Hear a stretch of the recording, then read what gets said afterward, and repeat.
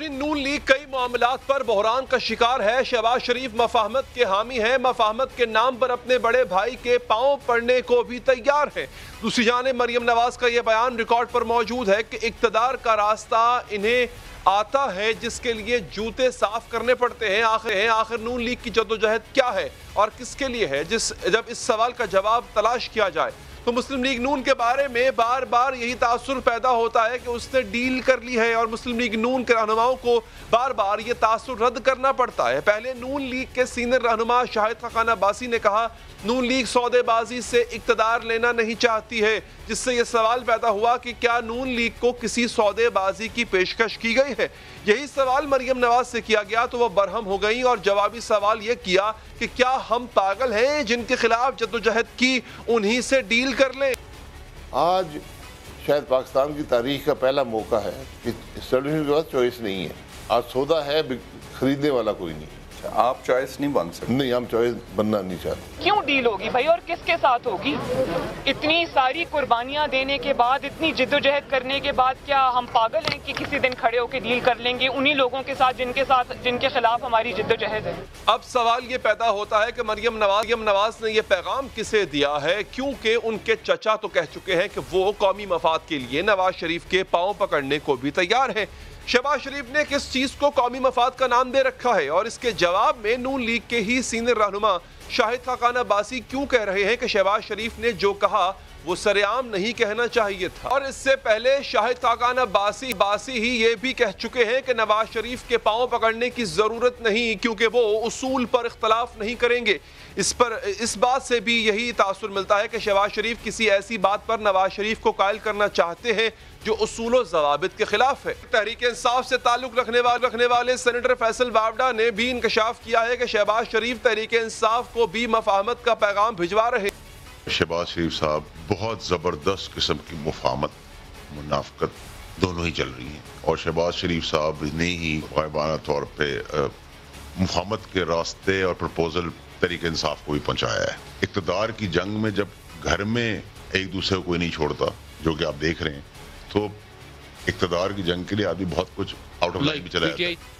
इन तमाम बातों से क्या नतीजा अखज़ किया जाए, तज़िया लेंगे सीनियर सहाफ़ी तज़िया निगार जनाब मज़हर अब्बास साहब से। मज़हर साहब, क्यों तासुर को रद्द कर रही हैं बार बार, और ये जो डील नहीं होगी या हम पागल हैं कि डील कर लें, ये पैगाम दिया किसको जा रहा है? शुक्रिया अली। देखिए, बुनियादी तौर पे मुस्लिम लीग का इस वक्त इशू क्या है? मुस्लिम लीग नून का वोट बैंक इंटैक्ट है, इसमें कोई शक नहीं। मुस्लिम लीग नून को ज़िमनी इलेक्शंस में कामयाबियां हासिल हुई हैं, इसमें भी कोई शक नहीं है। प्रॉब्लम जो मुस्लिम लीग नून में आ रही है वो ये कि नवाज शरीफ प्रैक्टिकली इंतखाबी सियासत से आउट हो गए हैं। उनका नैरेटिव है, उनका वोट बैंक है, नवाज शरीफ को ही वोट पड़ेगा अगर मुस्लिम लीग नून को वोट पड़ता है। नवाज शरीफ के ही लोग जीतेंगे अगर मुस्लिम लीग नून जीती है। ये तो एक हार्ड रियलिटी है मुस्लिम लीग नून की। अगर आप देखें, मरियम नवाज उनका फेस है और उनकी जो पॉलिटिक्स रही है वो यही रही है कि उनके बकौल कि अगर हम एग्रेसिव नहीं होंगे, और वो पंजाब की खास कॉन्टेक्स्ट में गालबन ये सामने रखती हैं कि अगर हम एग्रेशन नहीं देंगे, और उसमें नवाज शरीफ का शुरू में था कि जी इस्तीफा दे दें, और वो मौलाना फजल रहमान और वो एक पेज पर थे कि इस असेंबली को का तहस नहस कर दें उनके बकौल, कि अगर हम वो सिचुएशन क्रिएट करेंगे तो इस्टेब्लिशमेंट मजबूर हो जाएगी इस चीज़ पे कि या तो इनको उठा के बाहर फेंक दे या नए इंतखाबात की तरफ जाए। तो पीपल्स पार्टी का नैरेटिव था वो इससे मुख्तलिफ था, जो क्लोज है, करीब तर है शहबाज शरीफ के नैरेटिव से। और वो ये था कि अगर हमने ऐसी सिचुएशन क्रिएट की तो 1977 ना आ जाए, 5 जुलाई 1977 वाली सिचुएशन ना क्रिएट हो जाए। वो ये समझते हैं कि हम अगर पंजाब में इन हाउस चेंज ला सकते हैं तो इसमें क्या हर्ज है। अगर हम मरकज़ में मुस्लिम लीग पीटीआई को टफ टाइम दे के चेयरमैन सेनेट अपना ला सकते हैं तो उसमें क्या हर्ज है। लेकिन और उन्होंने फिर ये जब आगे गए, वो इंतखाबात में गए, तो शहबाज शरीफ का बयानिया थोड़ा सा मजबूत हुआ। उन्होंने कहा देखें ज़िमनी इलेक्शन में जो कामयाबी हासिल हुई है उससे ये बात इस्टेब्लिश होती है कि हम वोट के जरिए चीजों को तब्दील कर सकते हैं। अब ये जो मरियम नवाज इस वक्त कह रही है, मुझे लग ये रहा है कि नवाज शरीफ की स्पेस बिल्कुल ख़त्म हो गई है until unless वो आके सरेंडर करें। मुझे नहीं लगता कि वो इमरान खान की मौजूदगी में इमरान खान जब तक वजीर आज़म है वो पाकिस्तान वापस आएंगे। हो सकता है मैं गलत हूँ, लेकिन ये मेरा असेसमेंट है।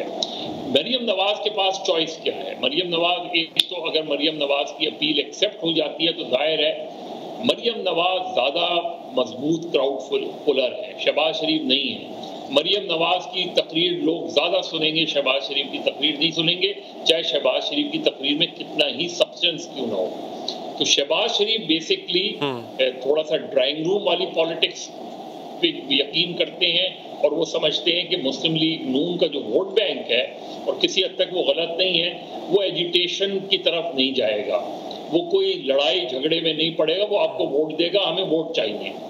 तो ये दो वो हैं। तो आज जो मरियम नवाज साहिबा कह रही हैं वो उस तासुर को जाहिल करने की कोशिश कर रही हैं कि शहबाज शरीफ, और इस वक्त जो आप पिछला जो पहला जलसा हुआ है उसमें ना आपने रेजिग्नेशन की बात सुनी होगी, ना उसमें कोई डेडलाइन की बात सुनी आपने, ना उसमें वजीर आज़म इमरान खान से इस्तीफे देने की बात आपको सुनाई दी, और ना ही लॉन्ग मार्च की कोई डेडलाइन दी गई। ये चारों चीजें वो थी जिस पर बिल्ड किया था पीडीएम ने अपनी पूरी मूवमेंट। तो मुझे ये लग रहा है कि मरियम नवाज साहिबा ये गालिबन ये समझ रही हैं कि शायद जो शहबाज शरीफ का नैरेटिव है वो किसी हद तक अब बाकी जो जमातें हैं वो उससे करीब तर होती जा रही हैं, और ये उसमें जाहिर है पीपल्स पार्टी और अवामी नेशनल पार्टी तो अलग है, और लेकिन ये कि मरियम नवाज अगर अच्छा सर, लेकिन मदर साहब सर इसमें खबर क्या है? खबर क्या, ये खबर जो गर्दिश भी कर रही है, जरा इसकी तस्दीक तरदीद भी कर दीजिएगा कि ताकतवर हलकों की तरफ से भी शहबाज शरीफ को पेशकश कोई की गई और वो डील मरियम को कबूल नहीं है, वो डील मुस्लिम लीग नून के हॉक्स को कबूल नहीं है, बशमूल मियां नवाज शरीफ। ऐसा है सर?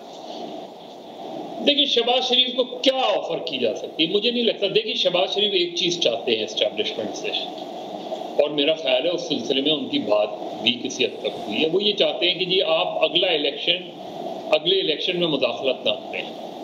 शायद नवाज शरीफ भी ये चाहते हो, मरियम नवाज भी ये चाहती हो, लेकिन उनका अंदाज मुख्तलिफ है, शहबाज शरीफ का अंदाज मुख्तलिफ है।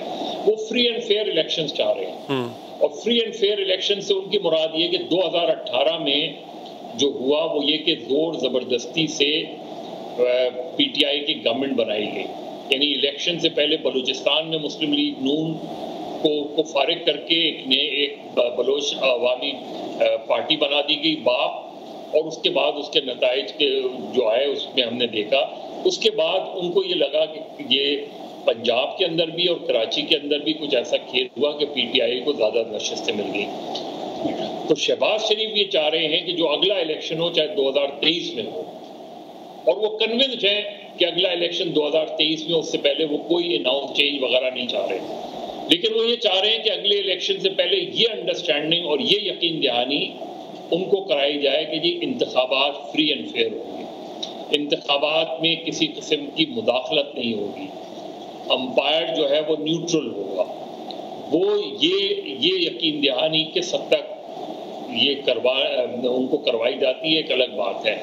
लेकिन आपने इससे पहले देखा अच्छा, मरियम साहिबा भी इस बात से मुत्तफिक हैं कि अगर ये अंडरस्टैंडिंग शहबाज शरीफ करने में कामयाब हो जाती हैं तो वो थोड़ी देर के लिए अपना हॉकिश एटीट्यूड जरा साइड पर रख देंगी, थोड़ा पीछे हट जाएंगी, जैसे कि हमने पिछले जलसे में देखा वो नहीं थी।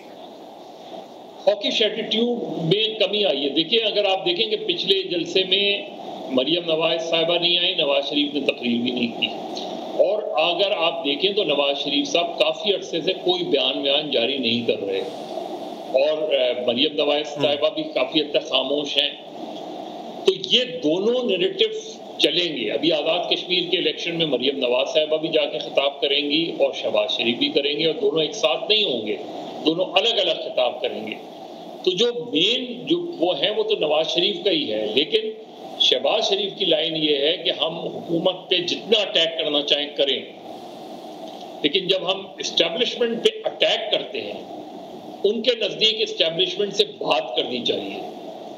मरियम नवाज साहिबा या नवाज शरीफ के नज़दीक इस्टेब्लिशमेंट पे आप अटैक करेंगे तो इस्टेब्लिशमेंट आपसे बात करेगी। ये दो बुनियादी फ़र्क हैं शहबाज शरीफ के बयानिए में और नवाज शरीफ के बयानिए में। शहबाज शरीफ चाहते हैं कि अटैक किए बगैर वो कुछ हासिल किया जाए जिससे अगले इलेक्शन में उन्हें कामयाबी मिल सके। नवाज शरीफ चाहते हैं, और जो मरियम नवाज साहिबा उनको फॉलो करती हैं, वो ये कि जब हम एग्रेशन नहीं दिखाएंगे उस वक्त तक हमसे बात नहीं की जाएगी।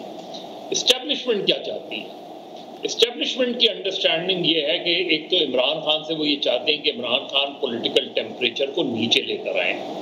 इमरान खान, और आपने देखा कि इमरान खान की जो कौमी असम्बली की तकरीर थी उसमें उन्होंने नवाज शरीफ, शहबाज शरीफ या आसिफ अली जरदारी को अटैक नहीं किया। उन्होंने एक अच्छी माकूल एक जो तकरीर वज़ीर आज़म की होनी चाहिए, एक स्टेट्समैन की होनी चाहिए, वो तकरीर की। उससे आप एग्री या डिसएग्री कर सकते हैं, लेकिन उसमें हमें टेम्परेचर को नीचे लाते हुए हमें नजर आया। फिर जो नेशनल सिक्योरिटी की मीटिंग हुई उसमें शहबाज शरीफ साहब की गलती थी, चाहे गलत फहमी थी, जो भी थी, अच्छा होता कि उसी वक्त उसको दूर कर लिया जाता और वजीर आजम को बुला लिया जाता, लेकिन वो गलती हुई शहबाज शरीफ की। उसको अननेसेसरी मुस्लिम लीग नून ने डिफेंड किया, लेकिन एस्टैब्लिशमेंट पॉलिटिकल टेम्परेचर को नीचे लाना चाहती है, इसलिए कि मुल्क के खित्ते के हालात बहुत ज्यादा खतरनाक हैं। बिल्कुल ठीक है, ठीक है, ठीक है। बहुत बहुत शुक्रिया मदद साहब, आपके कीमती वक्त का वक्फा लेते हैं। वक्फे के बाद आपको बताएंगे क्या वजह है कि हमारे मुल्क में और खास तौर पे सिंध में इम्तिहानात कभी अच्छे और एहसन तरीके से हम नहीं ले पाए, हमेशा पर्चा आउट हो जाता है। और अब की बार तो पर्चा व्हाट्सएप पर घूमता रहा। कैसे, सारी कहानी आपको बताएंगे इस वक्फे के बाद।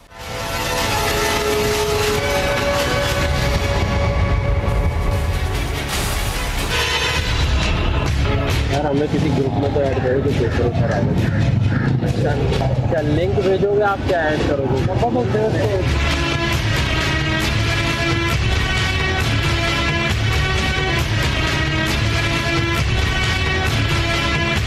नाज़रीन, ये वो मनाजिर हैं जो सिंध में कई साल से देखे जा रहे हैं और न जाने कब तक देखे जाते रहेंगे। सिंध का निज़ाम तालीम एक सरतान का शिकार है। अगर इलाज ना किया गया तो नासूर बन जाएगा, बल्कि मैं तो कहूँगा बन गया है। खबरें और अदद-ओ-शुमार परेशान कुन है और ये सवाल पैदा होता है कि ऐसी खबरें सिंध से ही क्यों आती हैं। नकल माफिया वो बेलगाम है, स्कूल हैं तो बंद पड़े हैं, जो खुले हैं वहाँ बुरे हाल हैं। कभी वहाँ पर गधे बंधे होते हैं, कभी वहाँ पर भैंसे बने होते हैं, कभी पर्चे लीक हो जाते हैं, पर्चे जो है वो व्हाट्सएप पर गर्दिश कर रहे होते हैं, कभी कमरा इम्तिहान से नकल कराए जाने की खबरें और फुटेजेस सामने आ जाती है कि इन्विजिलेटर खुद, असातिज़ा खुद सामने बिठा के किताबें हाथ में पकड़ा के नकलें करवा रहे होते हैं। कभी इम्तिहान की निगरानी करने वाले टीम्स को धमकियां मिलती हैं। वो स्टूडेंट्स जो एग्जाम दे रहे होते हैं, ऐसा लगता है कि पूरा एग्जामिनेशन सेंटर उनकी मलकियत है। आखिर उनके पीछे कौन सा वडेरा, कौन सा माफिया होता है जिसकी उनको कोई डर नहीं होता है। सिंध का नकल माफिया जिस बेखौफी से काम कर रहा है वो अब खतरे की घंटी है। ये घंटी बज रही है, बहुत अरसे से मुसलसल बज रही है और मसले का हल मुश्किल ही नहीं बल्कि नामुमकिन नजर आता है। हुकूमत बेबस, पूरी की पूरी जो बोर्ड मशीनरी है वो बेबस नजर आती है लोगों के सामने। यूं लगता है कि इसका इलाज ना आला तालीमी बोर्ड के पास है, ना इस हुकूमत के पास है। सिंध में कल 5 जुलाई से मैट्रिक के इम्तिहानात शुरू हुए और साथ ही बदइंतजामी और बदनज़मी की ऐसी खबरें, ऐसी मिसालें कायम हुई कि अलामान। कल भी पर्चा लीक हुआ, व्हाट्सएप ग्रुपों के जरिए तलबा तक पहुंचा और इंतजामिया बेबसी से देखती रह गई। आज सक्खर, नवाबशाह, जैकबाबाद, दीगर शहरों से यही खबरें मौसूल हुई। सक्खर में पर्चा 9 बजे शुरू हुआ, 9:04 पर नाजरीन ये पर्चा व्हाट्सएप पर दस्तयाब था, हर स्टूडेंट के फोन में मौजूद था। बल्कि व्हाट्सएप ग्रुप बने हुए हैं जहां पर बाकायदा पर्चे को एक तरह से लीक किया जाता है और फिर वो आगे फैलाया जाता है। नवाबशाह में मैट्रिक का रियाजी का पर्चा इम्तिहान शुरू होने से पहले ही आउट हो चुका था। जैकबाबाद में भी कई इम्तिहानी मराकज़ पर नकल और मोबाइल फोन का खुलेआम इस्तेमाल जारी रहा।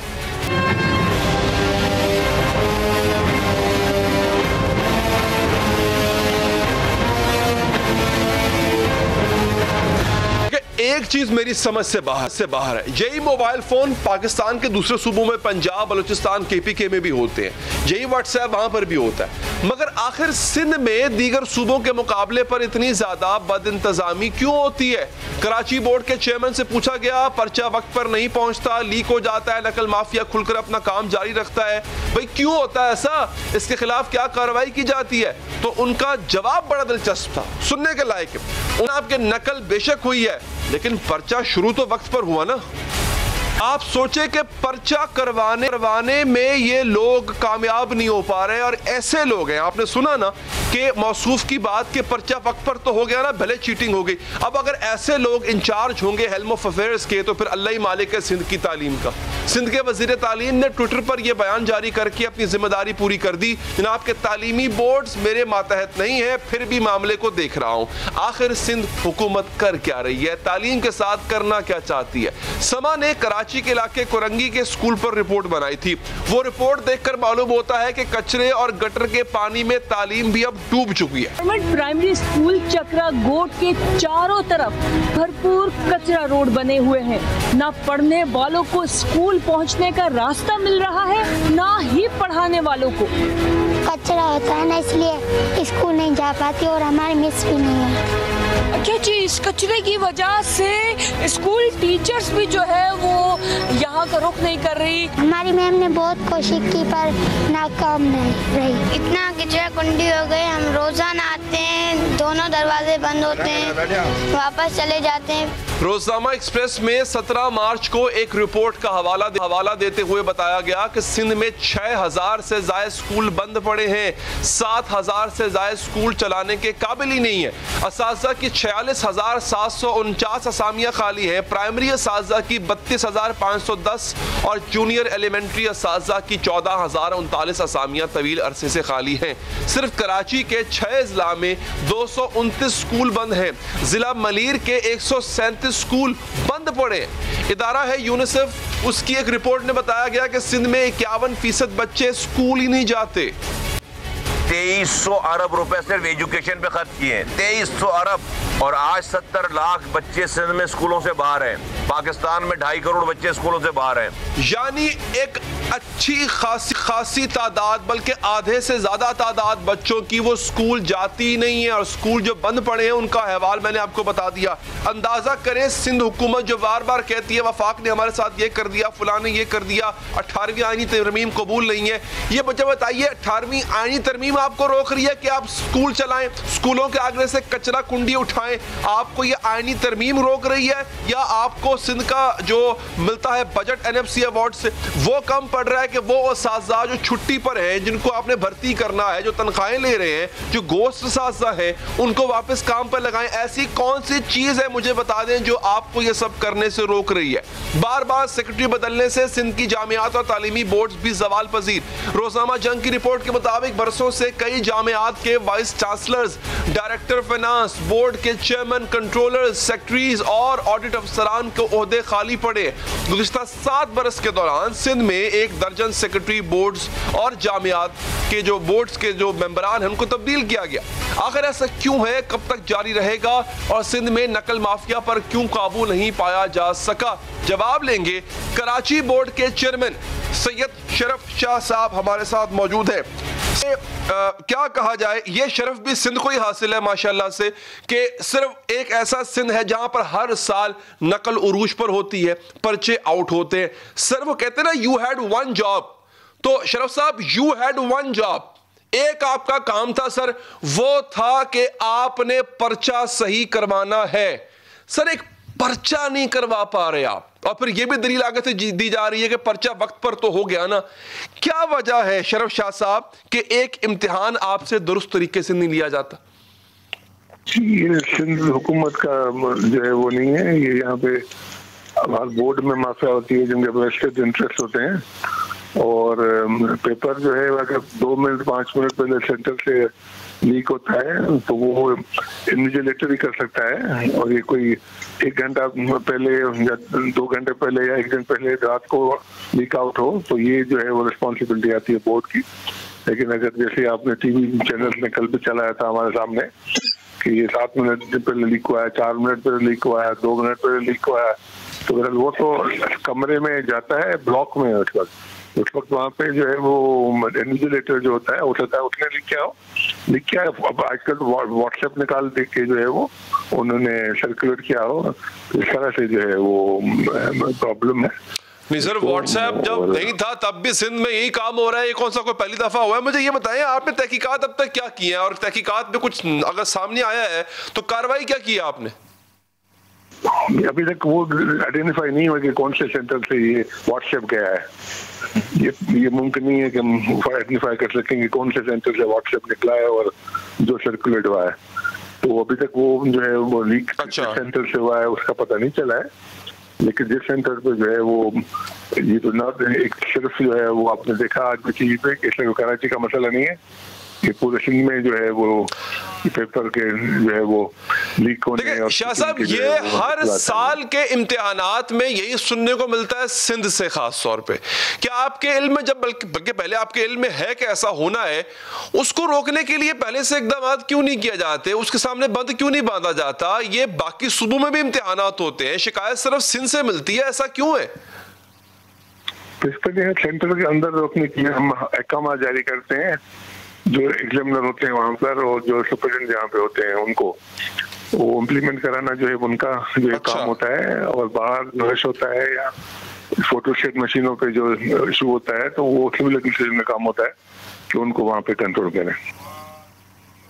नहीं तो आपका काम सिर्फ अहकामात जारी करना है, इम्प्लीमेंट करवाना नहीं है अपने अहकामात को? आपका काम विजिलेंट रहना नहीं है, मॉनिटर करना नहीं है कि क्या आपके अहकामात पे अमल हो भी रहा है, हो नहीं रहा? आपकी टीमें छापे नहीं मारती जाके? मतलब आप करते क्या है सिर्फ अहकामात जारी कर देने के बाद? और दूसरा सर, व्हाट्सएप वगैरह तो ये पंजाब में भी व्हाट्सएप है, सिंध बलूचिस्तान में भी है, KPK में भी है, वहां पर तो ऐसी बातें नहीं होती कि जनाब व्हाट्सएप पे पर्चा लीक हो गया। तो सिंध का व्हाट्सएप कोई अनोखा व्हाट्सएप है?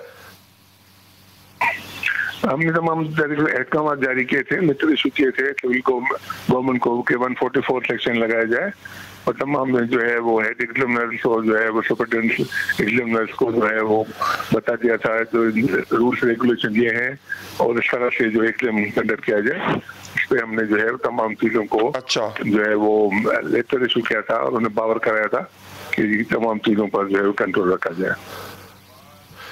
शाह साहब देखें, शाह साहब एक दफा आप अगर अपने बच्चे को भी कुछ कह दें और उस पर चेक ना रखें तो वो भी आपकी बात नहीं मानेगा। सिर्फ कह देना काफी होता है। आपकी इंतजामिया से क्या 1-on-1 मीटिंग्स होती थी इस मामले में? ड्यूरिंग द एग्जामिनेशन होती रही हैं कि भैया किस तरह के मामला चल रहे हैं? खराब होने की जब खबरें आपको होना मौसूल हुई, क्या आप लोग गए, सेंटर्स का दौरा किया आपने? ये एक बार सुने, ये अनयूजुअल सिचुएशन है, कोविड के बाद टाइम के बाद एग्जाम्स हो रहे हैं और ये जो है पूरे पैटर्न डिफरेंस से हो रहे हैं, टाइम डिफरेंस से हो रहे हैं। ये 2 घंटे का पेपर हो रहा है, ये इलेक्टिव सब्जेक्ट्स के सिर्फ पेपर हो रहे हैं और उसमें पैटर्न चेंज किया गया है जिसमें 50% शॉर्ट क्वेश्चन आंसर्स हैं, 30% स्मॉल जो है MCQ है, 50%, 30% जो है शॉर्ट क्वेश्चन है और 20% डिस्क्रिप्टिव क्वेश्चन। SOPs का ख्याल रखना है, या मास्क की भी डिस्ट्रीब्यूशन करनी है, यहाँ पे सैनिटाइजर को भी लगाना है, यहाँ पे थर्मो स्टेट भी चेक करना है। ये सारी चीजें जो हैं जो है एक चीज जैसे। शाह साहब मुझे एक बात बताएं, शाह साहब मुझे एक बात बताएं, ये तो और आसानी है आपके लिए। इख्तियारी मज़ामीन के इम्तिहानात हो रहे हैं, इसका मतलब है कि मज़ामीन कम हो गए, अब तो कम इम्तिहानात कम दिन लगेंगे। और फिर अगर वक्फे से हो रहे हैं फिर तो और आसानी है, एक टाइम पे स्टूडेंट्स कम है। और SOP मतलब मास्क पहनने का क्या ताल्लुक है कि लोग नकल कर रहे हैं? मुझे ये समझा दें आप। कोविड की SOPs तो वही SOPs हैं जो पहले भी इम्तिहानात में इस्तेमाल होती थी, डिस्टेंस इम्तिहानात में पहले भी होता था, कम लोग पहले भी होते थे, वक्फा पहले भी होता था, तो क्या अनोखा हो रहा है कोविड? मुझे समझ नहीं आ रही सर।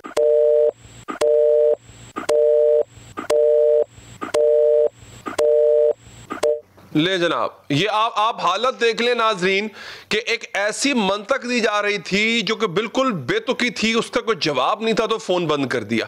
आप यहीं से अंदाजा लगा लें कि इस वक्त सिंध के स्टूडेंट्स का मुस्तकबिल किन हाथों में है, किन इनकॉम्पिटेंट हाथों में है कि उनके पास एक जस्टिफाइबल जवाब नहीं है अपनी नाअहली को देने को। डेफिनेटली ये नाअहलियत से बढ़कर और कुछ हो नहीं सकता। नाजरीन आगे बढ़ते हैं। नाजरीन, कराची वाले सिंध हुकूमत से मुकम्मल मायूस हो चुके हैं।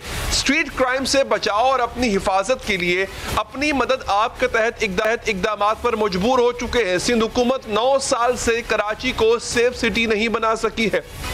9 साल के ऐलानात और वादों के बावजूद कराची में इस्लामाबाद और लाहौर की तर्ज से सीसीटीवी कैमरों का जाल नहीं बिछाया जा सका। सिंध हुकूमत के वादों से मायूस होकर कराची के शहरी अपने अपने इलाकों में खुद ही सिक्योरिटी कैमरे लगवा रहे हैं। पुलिस के ताउन के साथ महल्लों की सतह पर छोटे छोटे कमांड एंड कंट्रोल रूम कायम किए जा रहे हैं। आज भी जिला मलीर में 50 कैमरों पर मुश्तमिल एक ऐसा ही कमांड एंड कंट्रोल रूम कायम किया गया।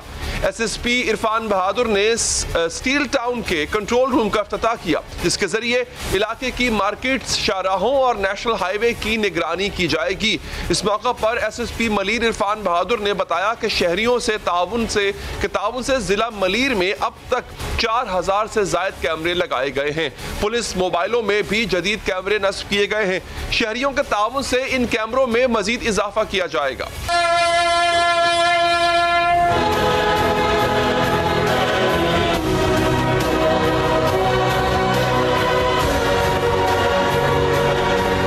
इसी तरह से यहीं पे बन जाएगा। तो ये बैठा हुआ रिस्पॉन्सिबल है, जहाँ देखेगा कोई ऐसी चीज। इससे पहले नॉर्थ नाज़िमाबाद में भी सेफ सिटी से मायूस शहरियों ने अपनी मदद आप के तहत इलाके में सीसीटीवी कैमरे नस्ब किए थे और मॉनिटरिंग के लिए कंट्रोल रूम बनाया था। इस हवाले से पुलिस ने भी इलाका मकीनों से खासा ताउन किया था। एक पुलिस एहलकार मॉनिटरिंग के लिए मौजूद रहता है, जबकि 4 पुलिस एहलकार हर वक्त मदद के लिए तैयार रहते हैं।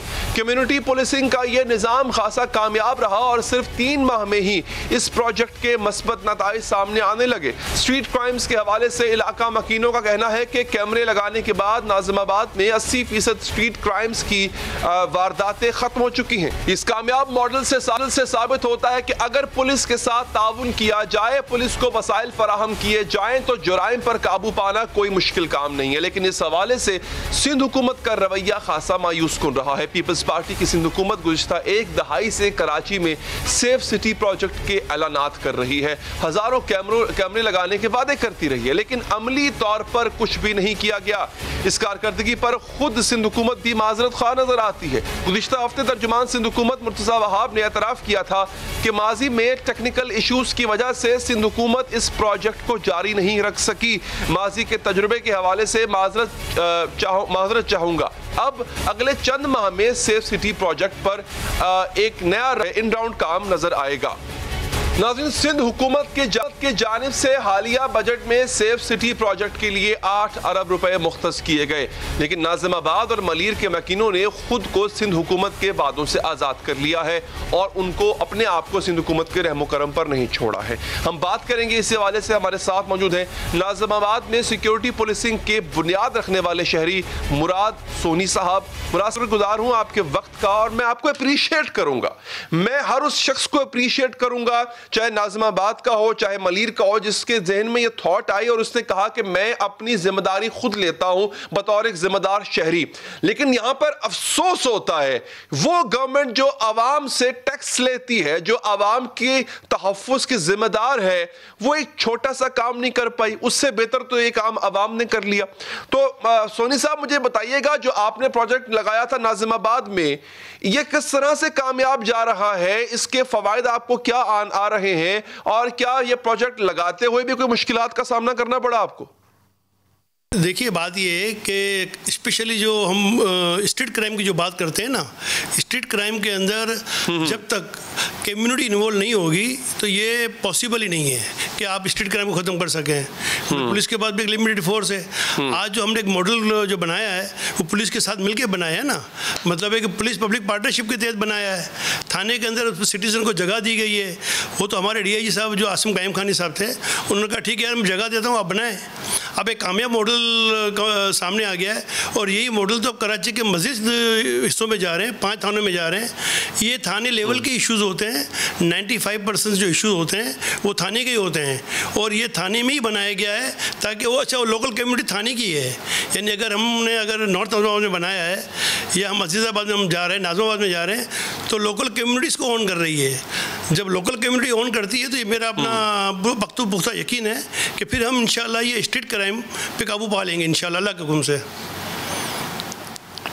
अच्छा, इसकी मॉनिटरिंग किस तरह होगी? इसकी जो मॉनिटरिंग है वो पुलिस क्या करेगी या वो भी कोई कम्युनिटी का बंदा ही होगा जो इस पे मामूर होगा? नहीं, इसके अंदर देखिए ये है कि जो काम पुलिस का है, देखिए जब हमें इश्यूज़ क्या होते हैं, प्रॉब्लम क्या होता है जो शहर के साथ होता है कि जब हम रियासत के अंदर एक रियासत कायम करने जाते हैं, देखिए पुलिस का काम है, हमारी मॉनिटरिंग को पुलिस ही मॉनिटरिंग करती है, वो इसको देख रही होती है। हमारा काम क्या है कि हमारा काम ये है कि अगर सिटीज़न का अगर कोई इशू है उसको फैसिलिटेट करना हो तो हमारा ऑफिस है वो आता है। अगर आप हमारा ऑफिस देखेंगे तो आपको लगेगा कि आप किसी मल्टीनेशनल कंपनी में बैठे हुए हैं, यानी वो अच्छा ये कंट्रीब्यूशन जो है वहाँ के लोकल लोगों का है। तो पुलिस का वही मॉनिटरिंग कर रहे होते हैं, इश्यूज आते हैं, SHO भी आ जाता है, DSP साहब भी आ जाते हैं, और ऊपर मॉनिटर खुद DIG साहब भी कर रहे होते हैं, SSP साहब भी कर रहे होते हैं। तो वो मॉनिटर से पुलिस कर रही होती है। हमारा काम है कि कई जो लोगों के ज़हन में है कि पुलिस तंग करती है, पुलिस हमसे पैसे मांगती है, जो XYZ जो भी इशू लगते हैं, लेकिन वो हमारे ऑफिस में ऐसा कोई इशू नहीं होता है। अच्छा सोनी साहब, क्या इस प्रोजेक्ट को मजीद फैलाने के लिए भी प्लान कर लिया गया है कराची के बाकी हिस्सों में? देखिए, इसके अलावा इस शहर का स्ट्रीट क्राइम के नासूर से इसके अलावा आप हट ही नहीं सकते हैं। अगर आपने लोकल कम्युनिटी इन्वॉल्व नहीं होगी, आप मेरी बात लिख लें, मेरा 30 साल का तजर्बा है इस पुलिसिंग के साथ भी और कम्युनिटी सर्विस के साथ भी, कि ये प्रॉब्लम आपका हल नहीं हो सकता। प्रॉब्लम हल होने का एक ही तरीका है कि जो प्रोजेक्ट हम लेकर आए, ये लोकल प्रोजेक्ट जो है वो यहीं का बना हुआ हमारे एक तजर्बे का मतलब अक्स कर रहा है। वो अगर आप किसी को पूछें तो आप देखेंगे तो बिल्कुल ही मुनफरद एक मॉडल बना के हमने पेश किया है। अच्छा सोनी साहब, देखिए ये मैं अगला सवाल पूछने जा रहा हूँ, ये है मोटिवेशन के लिए, ताकि लोगों को पता हो कि अच्छा भैया इसकी इतनी कॉस्ट होती है तो हमारे हिस्से में इतना कुछ आएगा, लेट्स कंट्रीब्यूट। कितनी कॉस्ट आ जाती है ऐसे प्रोजेक्ट के? सर देखिए, तकरीबन ये 5 मिलियन का प्रोजेक्ट होता है, जिसके अंदर हम थाने के अंदर कमरा बनाते हैं, और थाने के अंदर भी देखिए आप देखिए इस मॉडल को आप देखें कि यानी पुलिस ने MOU साइन किया है कि थाने में हमने आपको जगह दी, बनाया, वहाँ के लोकल लोगों ने कैमरे लगते हैं, कैमरे की भी हमको जो क्वालिटी जो है वो ये नहीं कि 2 मेगापिक्सल के कैमरे लगा कर चला दिए, 4 मेगापिक्सल के IP कैमरे के साथ हम मतलब एक वो मतलब लगे हुए हैं, और जितने भी एग्जिट और एंट्रेंस पॉइंट है उस पर लगे हुए हैं। अब यही इसकी एक निशानी है कि 80 से 90% क्राइम हमारे सिर्फ 4 ब्लॉक जो हमने लिया था मॉडल के लिए, उसमें 80 से 90% क्राइम डाउन हुआ है सर।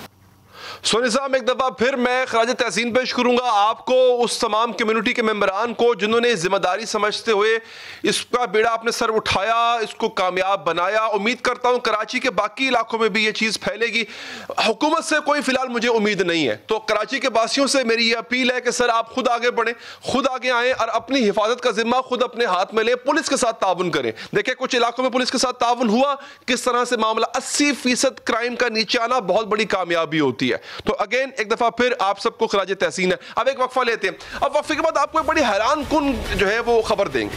हुकूमत ने और इमरान खान साहब ने हुकूमत ने आने से पहले भी कहा था कि गवर्नर हाउस हो, DC हाउस हो, इनको यूनिवर्सिटियां बनाया जाएगा, इनकी बड़ी बड़ी इमारतों को तब्दील किया जाएगा यूनिवर्सिटीज में। लेकिन अब तो यूनिवर्सिटीज को हुकूमती इमारतों में तब्दील किया जा रहा है। ये सब हो क्या रहा है आपको बताएंगे वक्फे के बाद।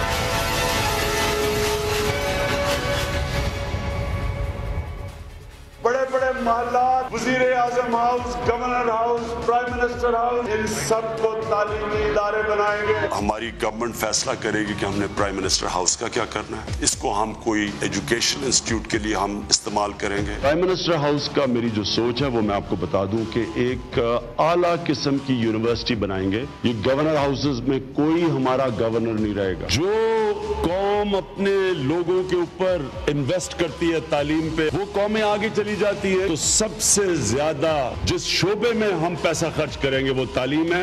नाज़रीन, जिस हुकूमत ने पूरे मुल्क में तालीम आम करना थी, बड़े बड़े ऐवानों को तालीमी इदारों में बदलना था, वज़ीर आज़म हाउस और गवर्नर हाउसेस को यूनिवर्सिटीज बनाना था, उसी PTI का दौरे हुकूमत तालीमी इदारों पर भारी पड़ रहा है। तालीम के साथ सौतेलों जैसा सलूक किया जा रहा है।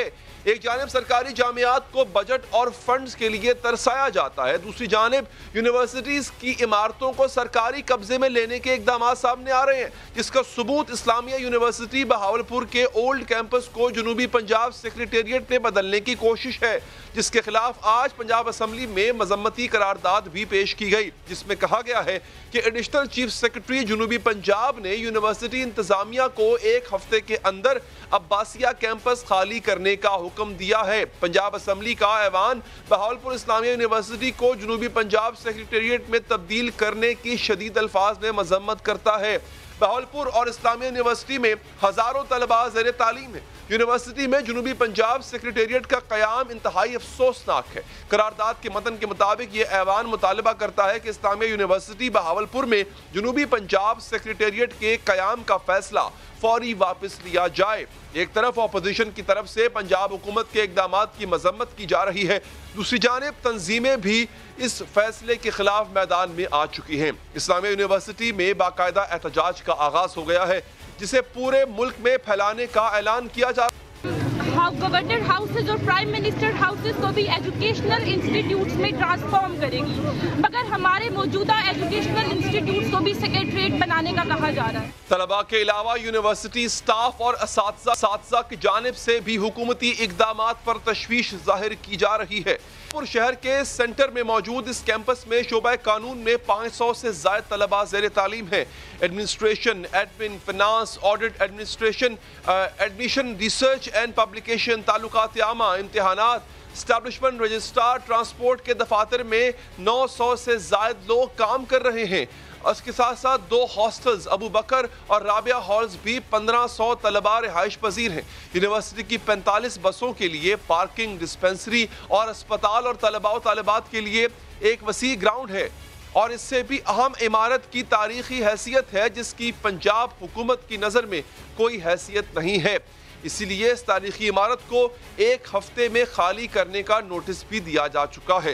इस्लामिया यूनिवर्सिटी बहावलपुर के साथ जो होने जा रहा है पीटीआई हुकूमत की एंटी तालीम पॉलिसी की सिर्फ एक झलक है। जिससे पीटीआई की हुकूमत आई है, जब से पीटीआई की हुकूमत आई है नाज़रीन, तब से सरकारी जामियात की माली सूरत हाल अबतर होती जा रही है। रवां बरस मार्च में खैबर पख्तूनख्वा की कई यूनिवर्सिटीज़ ने मुलाजमों को तनख्वाहें और पेंशन देने से माजरत की थी। इससे कबल गुज़िश्ता बरस भी खैबर पख्तूनख्वा और पंजाब की तकरीबन 7 यूनिवर्सिटीज़ को तो अपने असातिज़ा और मुलाजमीन की तनख्वाहों की अदायगी तक मुश्किल हो गई थी। इस वक्त सूरत हाल यह है कि पंजाब हुकूमत की तरफ से इस्लामिया यूनिवर्सिटी बहावलपुर की इंतजामिया को तारीखी अब्बासिया कैंपस को 1 हफ्ते में खाली करने का नोटिस दिया जा चुका है। पंजाब हुकूमत बहावलपुर यूनिवर्सिटी के ओल्ड कैंपस को इसलिए खाली करवाना चाहती है ताकि वहाँ जनूबी पंजाब सेक्रेटेरिएट बनाया जा सके।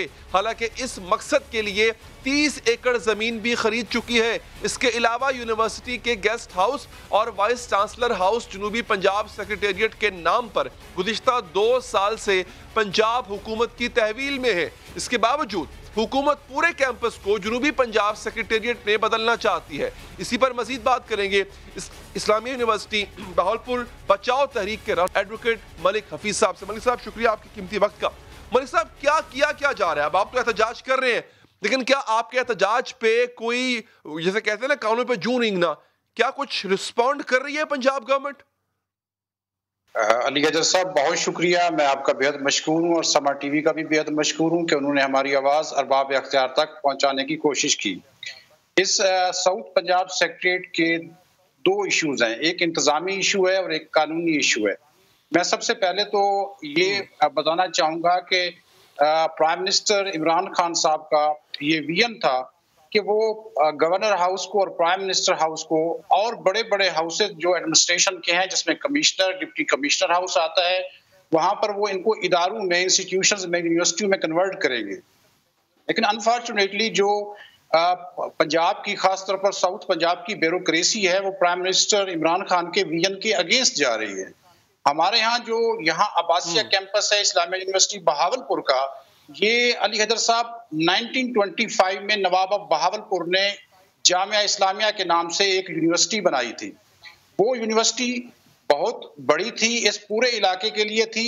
उसके बाद प्राइम मिनिस्टर जुल्फकार अली भुट्टो साहब ने 1975 के तहत इसको एक्सटेंड किया और एक प्रोविंशियल असेंबली के एक्ट के तहत इस्लामिया यूनिवर्सिटी बहावलपुर एक्ट 1975 के तहत ये यूनिवर्सिटी एस्टैब्लिश की। ये वो कैंपस है जिसकी एक पुरानी हिस्ट्री है। यहाँ पर इस वक्त कोई 3000 के करीब तुलबा, 2 यहाँ हॉस्टल हैं, एक बच्चियों के और बच्चों के हॉस्टल हैं। 3000 तलबा यहाँ पर रिहाइश पजीर हैं उसके अलावा यहाँ पर लॉ फैकल्टी है और लॉ की एक बहुत पुरानी लाइब्रेरी है। एडमिनिस्ट्रेशन का तकरीबन 1400 स्टाफ यहाँ पर काम कर रहा है, जिसमें registrar office, planning and development office और दूसरे तमाम ऑफिसर्स यहाँ बैठते हैं। इसके अलावा यूनिवर्सिटी के एक्ट के मुताबिक एक हमारी गवर्निंग बॉडी होती है जिसको हम सिंडिकेट कहते हैं।